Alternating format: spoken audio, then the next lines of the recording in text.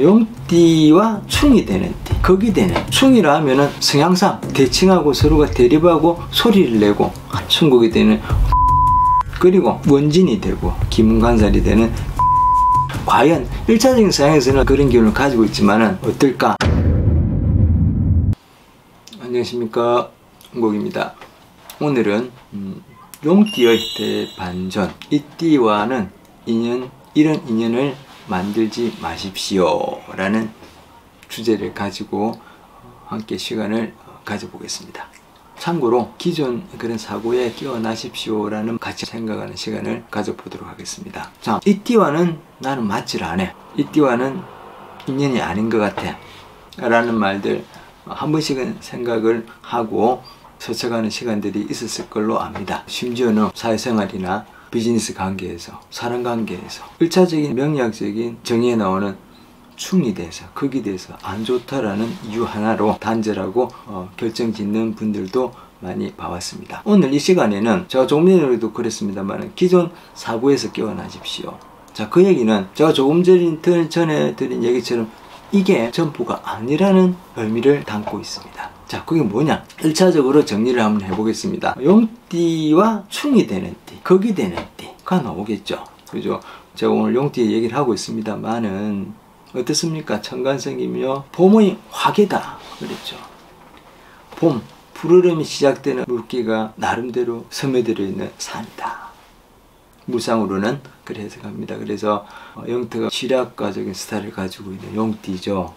근데 이 띠하고 안 맞는 1차적인 학문상에서는 그랬습니다. 충국이 되는 개띠가 있습니다. 그리고 원진이 되고 기문관살이 되는 돼지띠가 있습니다. 충이라 하면은 성향상 대칭하고 서로가 대립하고 소리를 내고 한다는 표현이 충입니다. 그래서 이게 개띠에 해당되고, 그리고 아까 제가 원진이라는 말을 썼습니다. 저희들이 쓰는 표현으로는 진의 기문관살이라는 말을 쓰고 있어요. 이 원진이라는 건 뭡니까? 저희들이 보면은 서로가 원망하고 서로가 충돌한다는 기운이 원진입니다. 이런 기운을 가지고 있는 게 돼지띠인데, 과연 1차적인 성향에서는 그런 기운을 가지고 있지만은 어떨까?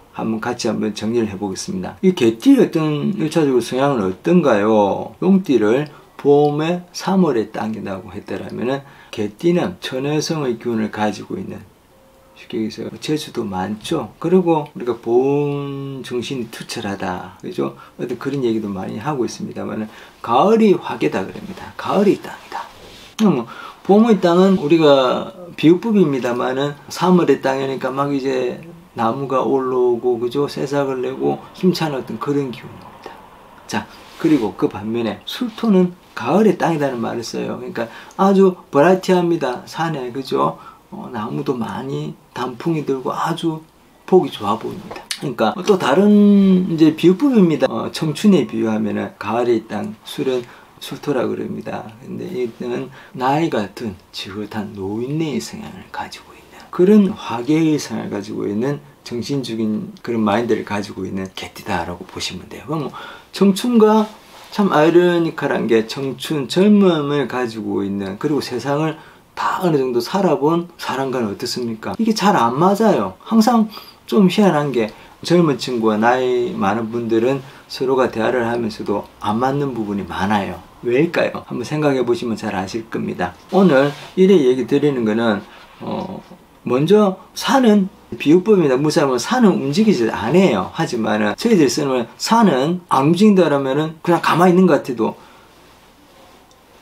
조금씩 변하고 발전하고 활동하고 있다라는 거, 그 의미도 한번 생각해 보셔야 될 것 같아요. 왜냐니까 저희들은 산은 움직인다는 표현을 쓰거든요. 그게 뭐냐니까 움직임으로써 발전이 오고 변화가 온다 라는 표현입니다. 조금 이해가 안 갈 수도 있습니다만은 쉬운 얘기로 충을 통해서 발전한다는 표현으로 그냥 간단하게 정리하고 넘어가겠습니다. 술토는 물상으로 보면은 저는 그런 얘기를 해요.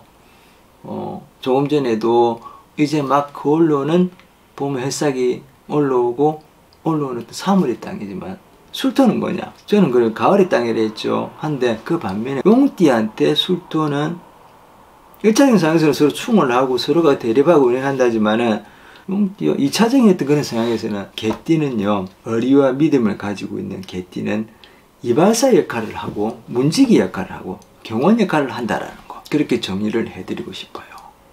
용띠들이 안 가지고 있는 그런 부분을 개띠가 오히려 가이드해주고 잡아주고 하는, 나의 뜻은 조력자 역할을 해준다라는 것도 아시고 계셔야 된다는 겁니다. 1차적으로 서로가 안 맞다라고 단적인 판단을 내리실 게 아니고, 이런 성향들을 가지고 조력자 역할을 해줄 수 있기 때문에 깊이 한 번 더 사람을 대함이나 좀 진중하게 시간을 가지고 예를 갖추고 보셔야 된다라는 그런 의미입니다. 그래서 저희들이 뭐 명리학적으로는 그래요. 육친적으로는 비견이라는 단어가 있습니다. 그래서 우리가 동업자다, 나한테는 협력자가 돼줄 수 있다. 물론 조건 따라 좀 상황은 틀립니다만은 나한테는 조력자가 될 수 있고 동업자도 될 수 있다라는 그런 상황과 들으면은 한 번 더 깊게 생각해 보셔야 된다라는 거. 산인과 산이 만나서 큰 산이 된다라는 그냥 예의 어떤 그런 표현법입니다. 참고하시면 되실 것 같고. 자, 그리고 그 다음에 돼지띠입니다. 돼지띠는 어떤 원진살의 기운이 있어서 서로가 보면은요 원망하고 서로 으르렁거립니다. 근데 각각이 가지고 있는 성향 때문에 나타나는 어떤 기운이에요. 1차적인 기운. 근데 여기서 포기하지 마시라는 거. 왜? 돼지띠는요 천수성을 가지고 있는 어떤 지혜의 화신이라 그럽니다. 물, 역마성의 어떤 대가라는 표현도 쓰죠. 그리고 진토의 입장에서는 해수는 물에 해당됩니다. 그래서 나한테는 재의 성향도 같이 가지고 있다. 물론 편재의 성향이라 해서 다른 것보다는 뭔가 새로운 걸 만들어주고 통제해주고 변화할 수 있는 어떤 그런 요소를 만들어 가줄 수 있는 어떤 그런 통치자 역할, 관리자 역할도 해줄 수 있는 어떤, 또는 개발자라는 어떤 의미도 쓰겠습니다. 나한테는 그런 역할을 해준다. 물상으로 또 다른 비유법을 더 써서 얘기를 드린다면 저수지라고 보시면 될 것 같아요. 이 폭입니다. 큰 물을 가둬놓은 저수지, 댐으로, 그죠? 그래서 활용도가 있겠죠. 우스갯소리로 용은 돼지 얼굴을 보고 껌다.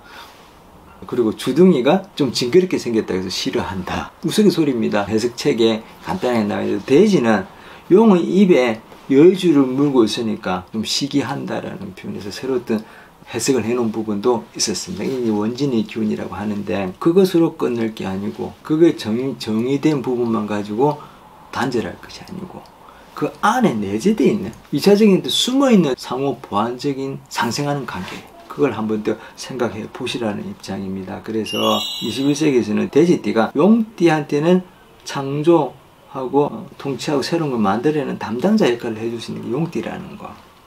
그래서 제가 그 저수지, 댐에 비유를 했었죠. 그래서 서로 상호 보완적으로 새로운 걸 만들어낼 수 있네. 그래서 같이 공존할 수 있네라는 어떤 그런 표현법입니다. 그래서 기존 사고에서 기원하십시오 했던 그 의미가 1차적인 판단에 그치지 마시고 한 번 더 깊게 그 상황들을 극복해 볼 수 있으면 하는 바람에서 일려드렸습니다. 저는 그럽니다. 정말 살아가면서 정말 많은 사람들과의 사람관계, 대인관계를 통해서 인생을 많이 만들어가고 배워갑니다. 그래서 성하기도 하고 패하기도 하고 합니다만, 사회생활에서 상사, 거래처의 관계, 가정에서는 부자, 모녀, 모자의 관계, 또 동료의 관계 등 합이 안 맞다고 순간적으로 벌어지는 어떤 상황들에서 인연을 끊고 회사를 퇴직하고 그렇게 하시겠습니까? 거래 관계를 끊을 것인가요? 1차적인 사고 판단으로 큰 실수를 하고 살아가는 경우도 저는 봐왔습니다. 거기서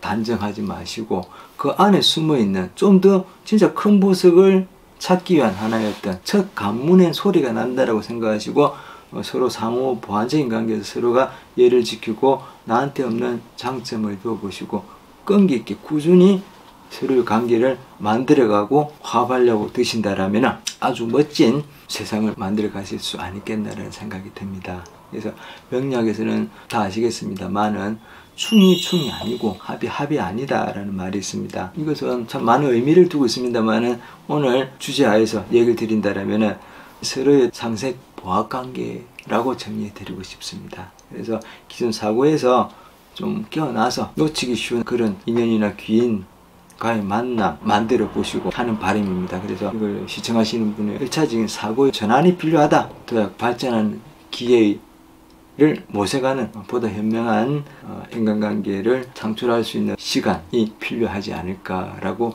사료됩니다. 은국이었습니다.